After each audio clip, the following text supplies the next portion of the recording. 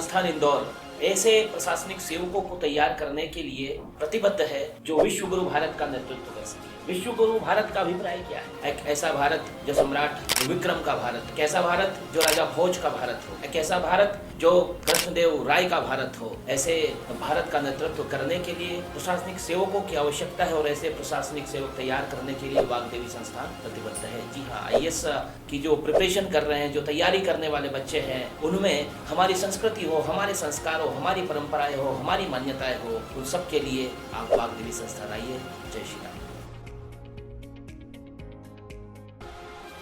रतलाम जिले की पिपलोदा तहसील के गांव पिंगराला में संत शिरोमणि रविदास जी महाराज की 647वीं जयंती बड़ी धूमधाम से मनाई गई। गांव में भव्य कलश यात्रा निकाली गई जो नगर के मुख्य मार्गों से होते हुए मूर्ति स्थापना स्थल पहुंची। कलश यात्रा का जगह जगह विश्व हिंदू परिषद बजरंग दल के पदाधिकारियों व ग्रामीणों द्वारा स्वागत किया गया। साथ ही संत शिरोमणि रविदास जी महाराज की मूर्ति अनावरण का आयोजन भी किया गया, जिसमें गांव के समीपस्थ मूर्ति की स्थापना की गई। इस अवसर पर मुख्य अतिथि डॉक्टर राजेंद्र पांडे, विधायक जावरा, प्रतापगढ़ राजस्थान के सेवानिवृत्त तहसीलदार गोपाल रैदास, जिला पंचायत सदस्य राजेश भरावा, जनपद पंचायत सदस्य प्रतिनिधि जगदीश कुमावत व पूर्व सदस्य रंजीत सिंह पिंगराला, सरपंच हीरालाल खराड़ी, बरखेड़ी सरपंच बंशीलाल कुमावत व बड़ी संख्या में गांव के वरिष्ठ जन, ग्रामीण प्रबुद्ध जन, युवा, महिलाएं आदि उपस्थित थे। इस अवसर पर 50 जनप्रतिनिधियों ने अपने उद्बोधन दिए व संत शिरोमणि रविदास जी महाराज व संतों के जीवन पर अपने विचार व्यक्त किए। कार्यक्रम का सफल संचालन भाजपा नगर अध्यक्ष मोहनलाल पालनपुरा ने किया। आभार पूर्व सरपंच कचरूलाल राठौड़ ने माना। उक्त जानकारी प्रयागदास बैरागी सुखेड़ा मंडल मंत्री भाजपा ने दी।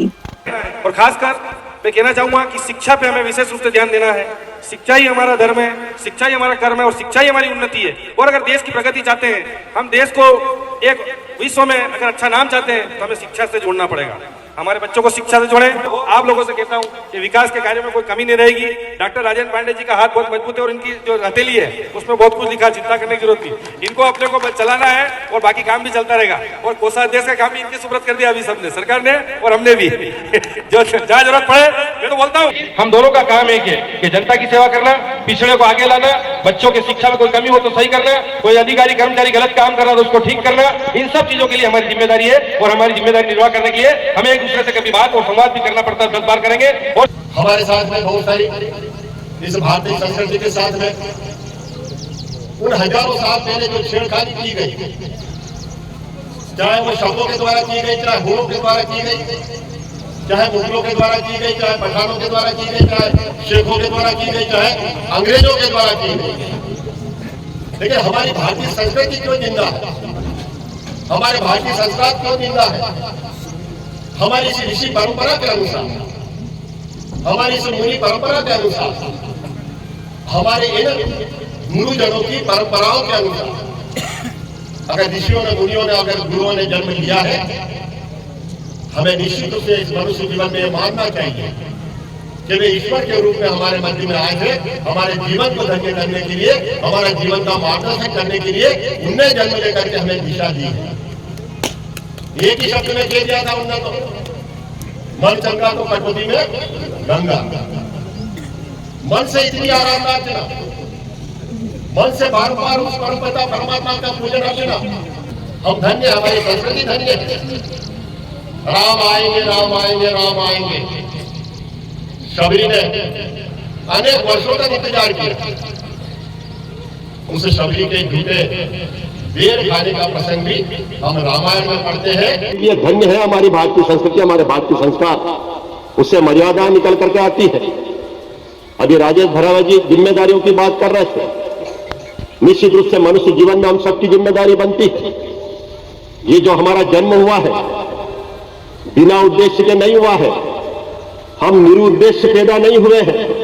उस परमपिता परमात्मा ने जब हमें जन्म दिया है तो हम कोई न कोई उद्देश्य लेकर के आए हैं। कहीं निश्चित रूप से ऐसा लगे कि यह गलत हो रहा है, गलत किया जा रहा है, खुलकर के विरोध होना चाहिए, खुलकर के बात रखना चाहिए, किसी प्रकार का कोई अन्याय नहीं होना चाहिए। तब जाकर के लगता है कि हमने ठीक ढंग से प्रजातांत्रिक ढंग से काम किया है। हम प्रजातंत्र के माध्यम से जन जन के लिए जिम्मेदार होते हैं। जब परमपिता परमात्मा ने एक दूसरे के लिए जिम्मेदार हमें किया, एक दूसरे के लिए जिम्मेदारी हमें सौंपी, तो हम भाग्यशाली है कि ईमानदारी पूर्वक वो हमारा कार्य आगे बढ़ता रहे। ये जो स्थान देते हैं, ये स्थान सिर्फ आराधना अर्चना पूजा और आरती तक नहीं रहते हैं। या मन के भाव व्यक्त होते हैं, या मन की भावनाएं व्यक्त होती है, या माथा टेक करके मन के भीतर जो हमारा लक्ष्य रहता है, मन के भीतर जो हमारा उद्देश्य रहता है, मन के भीतर हमारी मनोकामना पूरी हो जाए, ऐसी कोई महत्वाकांक्षा होती है। हम मथा टेक करके एक विश्वास के आधार पर मांगने के लिए आते हैं, आराधना अर्चना तक सीमित नहीं रहते हैं। वो मन हमारा स्वच्छ होता है, वो आराधना अर्चना हमारी स्वीकार की जाती है, हमें गुरु का आशीर्वाद मिलता है, हमें उस परमपिता परमात्मा का आशीर्वाद मिलता है, और हम उस लक्ष्य को प्राप्त कर लेते हैं जो हमारे अपने जीवन के लिए आवश्यक होता है। भारतीय सरकार को बहुत कुठाराघात किया है, बहुत नुकसान पहुंचाने का काम किया, और आज पूरे देश भर में जो वैदिक सनातन संस्कृति का फिर से पुनरुत्थान हुआ है। रामलला हम आएंगे, मंदिर वही बनाएंगे, न केवल एक दल नहीं, पूरा भारतवर्ष का पूरा भारतीय जन जन इस विश्वास के साथ कह रहा था। और 22 जनवरी को जब हमारे रामलला वहां पर स्थापित हो गए, उनका प्राकट्य हो गया, ऐसा महसूस हुआ कि बाल रूप में फिर से राम भारतवर्ष में आ गए हैं, और राम राज्य के जो सपना था वो राम राज्य का सपना हमारा साकार होने वाला है। हम उन संस्कारों को लेकर के जी रहे हैं।